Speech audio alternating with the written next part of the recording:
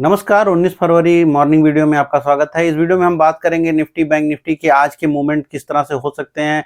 आज जो रात में खबरें आई हैं स्टॉक्स स्पेसिफिक उनकी हम चर्चा करेंगे, उनके इम्पैक्ट की बात करेंगे, डेटा देखेंगे और सेंट्रिक रहेंगे कि क्या ट्रेडर या इन्वेस्टर को आज कम से कम या अगले 48 घंटों के हिसाब से किस तरह से सोचना चाहिए। लेकिन अगर आप चैनल पर पहली बार हैं तो सब्सक्राइब जरूर कीजिएगा। नमस्कार, मेरा नाम है अतुल वर्मा। बात करिए अगर बाजारों की तो मार्केट के लिए जो अमेरिकन मार्केट है वहां पर नैस्डैक में तेजी रही है, अमेजन में, नेटफ्लिक्स में, यानी यूं कहिए जो मंदी के स्टॉक्स थे जहां पर करेक्शंस थोड़े आए थे वहां पर रिकवरी देखने को मिली है, जो रिफ्लेक्ट हो सकती है भारतीय बाजारों के संदर्भ में भी। बहुत बड़ी ओपनिंग या गैप अप की उम्मीद आप ना करें, क्योंकि जिस तरह से थोड़ा सा मिडिल ईस्ट को लेके प्रॉब्लम आई है, कल रात भर परेशानी रही है इस बारे में कि वहां पर अटैक जो है हो सकता है, करीब में है। लेकिन इसके बावजूद भी अमेरिकन मार्केट में जो एक रिकवरी रही दिन के दौरान, उसके नाते मार्केट जो है ओवरऑल ठीक लगते हैं या कोई बहुत ज़्यादा निगेटिव ओपनिंग की उम्मीद नहीं दिखती है। अगर ओपनिंग की बात की जाए अगर हम तो मोटा मोटी जहां पर हैं बाजार हमारे लगभग इसी इर्द गिर्द में आपकी ओपनिंग की उम्मीद ज़्यादा आप करके देख सकते हैं। 25,830 850 की रेंज जो है थोड़ा पॉजिटिव साइड पर, वो एक उम्मीद पाल के आप रख सकते हैं। ओवरऑल 25-30 पॉइंट प्लस माइनस की आप बात करें।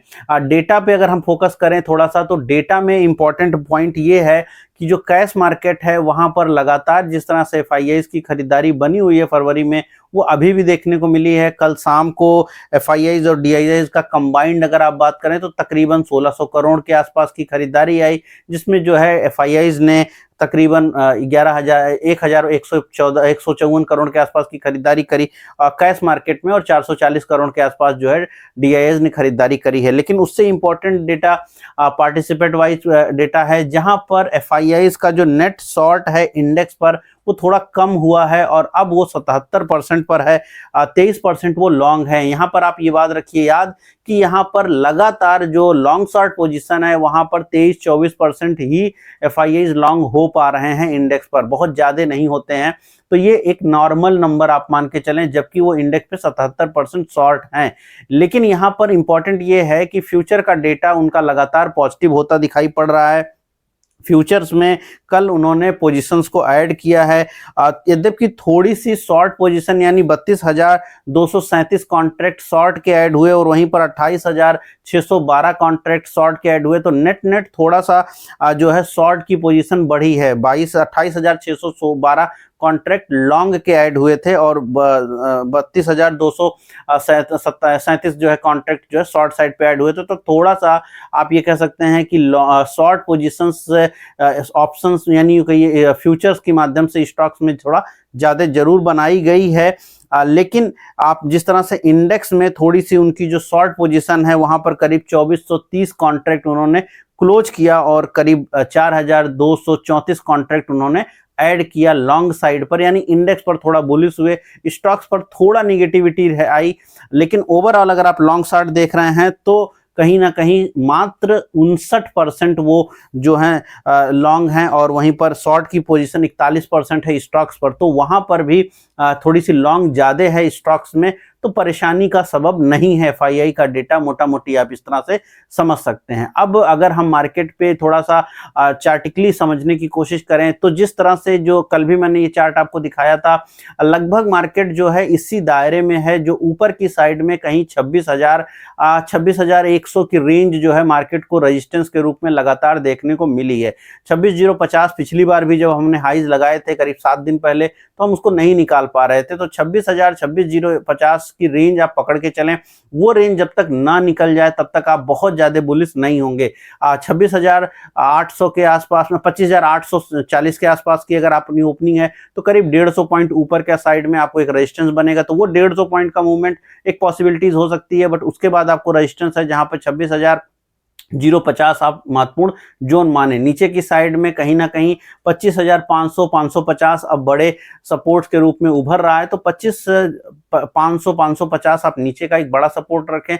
जब भी उसके इर्द गिर्द में आप जाएंगे, जैसे कल भी आप बाजारों में उसके इर्द गिर्द गए थे, जबकि कल मॉर्निंग वीडियो मेरी नहीं आई थी, लेकिन परसों का जो वीडियो अगर आपने देखा होगा मंडे मॉर्निंग वाला, तो वहां पर हमने बहुत अच्छे से आपको एक्सप्लेन किया था मंगलवार के लिए कि बाजारों में उस तरह के मूवमेंट पॉसिबल हैं जिसमें आप जो है कहीं ना कहीं थोड़ा पॉजिटिविटी लगातार देखेंगे और वही पिछले 2 दिनों में मार्केट में आपको देखने को मिला है।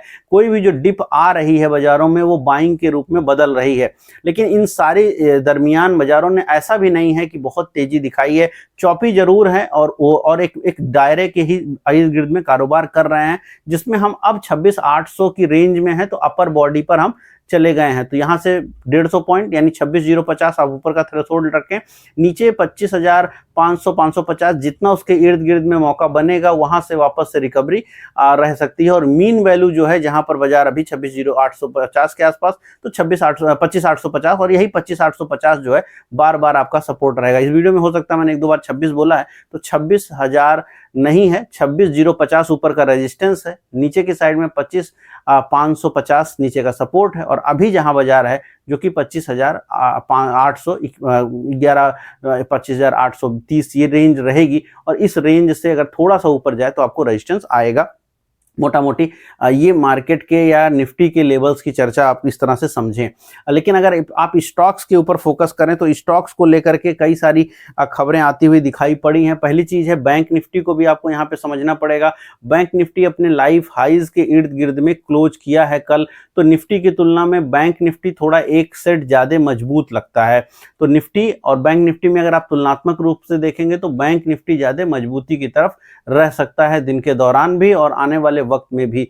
निफ्टी को आउट परफॉर्म लगातार बैंक निफ्टी पिछले काफी समय से कर रहा है। अगर आप 6-8 महीना की बात करिए तब भी कर रहा है, महीने में भी कर रहा है, और इस हफ्ते में भी निफ्टी बैंक जो है लीड कर रहा है लगातार। और मैंने जो लास्ट मेरे वीडियोस रहे हैं उनमें मैंने आपको ये सेंस दिया है कि निफ्टी बैंक को पॉसिबिलिटीज है कि वो ऊपर की साइड में रहेगा, क्योंकि आरबीआई की तरफ से विगत कुछ दिनों के अंदर कई सारे बड़े परिवर्तन किए गए हैं, नॉर्म्स को थोड़े से हल्के किए गए, रेगुलेशंस में चेंज किए गए, ताकि जो है रिस्क एपिटाइट बैंकों की थोड़ी बेहतर हो जाए।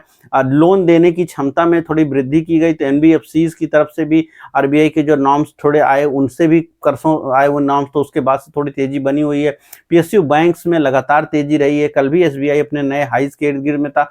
तो बैंकिंग सेक्टर को लेकर के आपका जो बुलिशनेस है वो थोड़ा ज्यादा दिखाई पड़ता है, और वहां पर मोटिवेट रह सकते हैं। आज भी आप यूं कहिए उस तरफ फोकस आपका जा सकता है। इसके बाद जो रात में बड़ी खबर आई वो आई है सिल्वर और गोल्ड के ऊपर जो अलग से ड्यूटी लगाई गई थी 19 फरवरी से उस ड्यूटी को हटा दिया जा रहा है। इसका अर्थ ये हुआ कि जो कॉन्ट्रैक्ट वैल्यू सिल्वर और गोल्ड में रिस्क मैनेजमेंट के नाते बहुत ज़्यादा बढ़ गई थी, पिछले करीब मान के चले 15-20 दिन हुआ जब वो एक बड़ी करेक्शन आई थी, उसके बाद से ऐसा किया गया था, तो उसको अब रिड्यूस किया जा रहा है। इसका सीधा बेनिफिशियर होगा एमसीएक्स, क्योंकि जो एमसीएक्स के वॉल्यूम में कमी देखने को मिली थी पिछले महीनों में, पिछले महीने में काफ़ी कमी आई थी, और सिल्वर और गोल्ड के जो ट्रेडिंग है, इवन नेचुरल गैस में 57% की कमी हुई थी, सिल्वर के जो कॉन्ट्रैक्ट हैं वहाँ पर 50% की, और तकरीबन 35% की कमी गोल्ड के कॉन्ट्रैक्ट्स में हुई थी, यानी फ्यूचर में ट्रेडिंग कम हो गई थी एमसीएक्स के प्लेटफॉर्म पर। तो उसके रिकवर होने के चांसेस बनते हैं और ये थोड़ा सा बेहतर रहेगा। क्रूड में ओवरनाइट में थोड़ी तेजी रही है, जैसे मैंने कहा मिडिल ईस्ट को लेकर प्रॉब्लम की फीलिंग लगातार आ रही है कि वहाँ पर क्या होगा, और उसके नाते जो है क्रूड के रेट थोड़े बढ़े हैं। क्रूड के रेटों का बढ़ना मिडिल ईस्ट की टेंशन मार्केट को बहुत ज़्यादा ऊपर नहीं जाने देगा। वहीं पर जिस तरह से एफआईआईज़ का अभी नंबर आ रहे हैं तो वो बाजारों को बहुत तोड़ेगा नहीं। फिलहाल बाजार आज के हिसाब से बाई ऑन जो है डिप की है, कोई भी गिरावट बाजारों को वहां से रिकवरी के चांसेस ज़्यादा लगते हैं। टिल्ड जो है ऊपर की साइड में रहेगा। अब पीसीआर की अगर आप बात करें डेटा पे, तो पीसीआर जो है बाजारों के लिए ठीक है, 1 के इर्द गिर्द का पीसीआर आ चुका है, और जो कि मार्केट के लिए हेल्दी है। यहाँ से मार्केट किसी भी साइड के लिए कोई प्रॉब्लम नहीं है पीसीआर को देख करके। साथ में दूसरी जो खबर रही है बैंक जो पावर सेक्टर से जुड़ी रही है, रात में पावर सेक्टर को लेकर के कई सारी बड़ी अनाउंसमेंट देखने को मिली हैं। भारत ने जो 2009 का पावर एक्ट था उसमें चेंज किया है, उसमें कई सारे परिवर्तन हुए हैं, और मानने को ये लग रहा है कि जो मेगा पावर प्लांट्स हैं, चूंकि भारत को ज़्यादा पावर जनरेशन के बारे में सोच रही है, तो जो मेगा पावर प्लांट्स हैं उनको कई सारे रियायतें और 100% एग्जम्पशन जो है कस्टम ड्यूटीज में, इस टाइप की योजनाएं या इस टाइप की घोषणाएं आपको जल्द ही देखने को मिल सकती हैं। मार्केट इसके ऊपर अच्छे से रिएक्ट कर सकता है। हैवी पावर प्लांट्स किसके पास हैं, तो सरकारी पावर प्रतिष्ठान और प्राइवेट दोनों हैं, लेकिन चूंकि यहाँ पर सरकार को के लिए तो प्रॉब्लम नहीं है, लेकिन जो प्राइवेट हैं उनको थोड़ी सी ज़्यादा बेनिफिट बन जाती है। तो उसके नाते जो है जैसे डीपी पावर हो गया, अदानी पावर हो गया, सैमबर्ग ग्रुप है, उनके लिए इवन जो सरकारी प्रतिष्ठान हैं एनटीपीसी जैसे, तो इन सभी कंपनियों को थोड़ा सा यूँ कहिए इस खबर का लाभ जरूर हो सकता है, क्योंकि इससे एग्जम्पशन हो सकता है। जाहिर सी बात है, मैं जो स्टॉक्स के नाम ले रहा हूँ वो सिर्फ और सिर्फ खबर को एक्सप्लेन करने के लिए है। जिस तरह से मैंने बातें कही, लेवल्स की निफ्टी की चर्चा कर रहा हूँ, वो प्योर और प्योर एजुकेशनल पर्पज पे है। किसी भी चीज़ का यूज आप एज ए ट्रेड नहीं करेंगे। मैंने कुछ भी जो बताया है वो डेटा वाइज बताया है, या फिर आपको चार्ट के हिसाब से, या फिर खबरों को एक्सप्लेन करने के लिए ही उसका उपयोग मैंने किया है। और इस वीडियो को प्योर और प्योर एजुकेशनल पर्पज में ही आप लीजिएगा। तो नेट स्थिति ये निकल के आती है कि बैंक निफ्टी एक सेट ज़्यादा मजबूत दिखती है। निफ्टी बाई ऑन डिप की है। अगर बाजारों में 25,500 25,600 की रेंज मिलेगी तो वहां से बाइंग आने की अपॉर्चुनिटीज दिखती हैं। ऊपर की साइड में कहीं आपको 26,000 के इर्द गिर्द में रजिस्टेंस देखने को मिलता है। अब बैंक निफ्टी लगातार हाइज लगा रहा है, तो वहां पर अगर आप रहें तो फोकस रह सकता है बैंकिंग के ऊपर, एमसीएक्स जैसे स्टॉक्स और पावर से जुड़े कंपनियों के ऊपर आपका फोकस रह सकता है। साथ में मिडिल ईस्ट के ऊपर जरूर ध्यान रखिएगा। दिन के दौरान अगर मिडिल ईस्ट से जुड़ी कुछ खबरें आए, निगेटिव आए, तो फिर आपको वहां पर फोकस चेंज करना पड़ सकता है। शाम के लिए जाहिर सी बात है मिडिल ईस्ट में जैसी स्थिति बन रही होगी उसके अकॉर्डिंगली आपको अपनी पोजीशन ओवरनाइट में बनाने की कोशिश करनी पड़ेगी। तो वो आपके लिए एक हेज रखना जरूरी है। इस पूरे मार्केट में इस समय हेज रखना जरूरी है, क्योंकि मिडिल ईस्ट से कभी भी कोई भी निगेटिव खबर आएगी तो मार्केट में वो फिर वो एक प्रॉब्लम बनेगी। तो अभी प्रॉब्लम नहीं दिख रही है, लेकिन कहीं मिडिल ईस्ट की कोई प्रॉब्लम कभी भी आए ओवरनाइट में ही आएगी, क्योंकि जनरली जो लड़ाइयाँ हैं वो रात में होती हैं, तो ओवरनाइट में आएगी और उसका इंपैक्ट फिर भारतीय बाजारों पे दिन में देखने को मिलेगा। तो वो जरूर अपने सेंस में रखिए।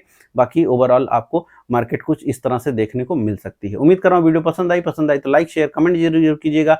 कोई भी बात है तो जरूर कमेंट बॉक्स में लिखिए, शेयर करिए।